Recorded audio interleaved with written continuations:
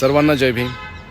हा व्हिडिओ मी समता सैनिक दल म्हणजे SSD जे बाबासाहेबांनी स्थापित केलं होतं ते आज आहे का असा मला प्रश्न विचारावा वाटतो। कारण की आमच्याच सैनिकाला आमच्याच समाजातले लोक ओळखू येत नाही आणि जे समाजाचे काही जे लीडर असतील समता सैनिक दलाचे त्यांनाच माहीत नाही की समाजामध्ये नक्की कोण काय करतं आणि कोण काय नाही करत। तर मला फक्त समता सैनिक दलातील जेवढे पण माझे भीम सैनिक आहेत, आमच्या रक्ताची लोक आहेत ते, त्यांना फक्त मी एवढंच एक सांगेन की तुम्ही सर्वांनी ना सोशल मीडिया वापरायला चालू करा। कारण की जोपर्यंत तुम्ही ना हातामध्ये फोन घेणार नाही किंवा हातामध्ये फोन घेऊन तुम्ही जे ॲप असतात फेसबुकसारखा, इंस्टासारखा, यूट्यूबसारखा, ट्विटरसारखा, तोपर्यंत तुम्हाला आपल्या समाजातले कोण आहे हे कधीच कळणार नाही। कारण की आजचा जमाना तर हा नाही आहे की मी प्रत्येकाच्या घरी येऊन सांगेल की अरे मी सम्राट आहे म्हणून। मला काही गरज नाही तेवढी सांगायची। सोशल मीडिया आहे, सोशल मीडियात आत्ता मी हा व्हिडिओ इथून बनवतोय महाराष्ट्रामधनं, तर मला असं वाटतं की UP, बिहार, झारखंड, USA, अमेरिकापर्यंत माझा व्हिडिओ जातो।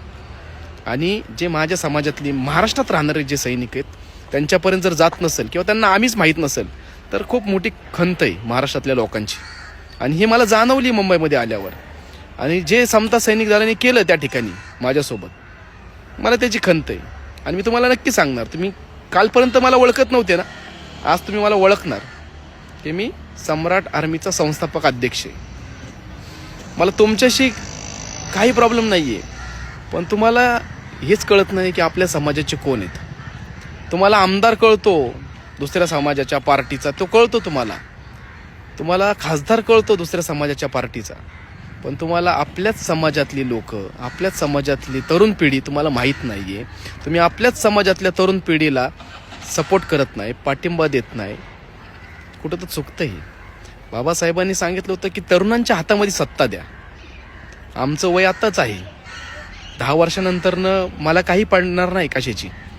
आत्ताच तरुण आहे, तोपर्यंत मी या गोष्टीमध्ये सक्रिय आहे। मला असं वाटतं माझ्या समाजाने आज माझ्या पाठीमागं थांबावं, कारण की मी आत्ता तरुण आहे, आत्ताच त्या गोष्टी करू शकतो ज्या आपल्या समाजाच्या हिताच्या आहेत। येणाऱ्या काळामध्ये मला नाही माहिती माझ्यासारखे किती तरुण येतील जन्माला किंवा नाही पण येणार, मला माहीत नाही। कारण की आधीची जर पिढी बघायला गेली तर मधली जनरेशन आपली गायब आहे।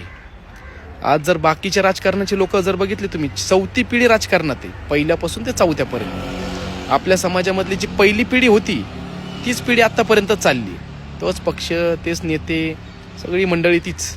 दुसरी पिढी नाही, तिसरी पिढी नाही, मी 4थी पिढी आहे। आणि माझ्यासारख्या 4थ्या पिढीला सुद्धा जर आपल्या समाजातले समता सैनिक सुद्धा जर बोलत असतील की आम्हाला माहीत नाही, तर लाजिरवाणी गोष्ट आहे।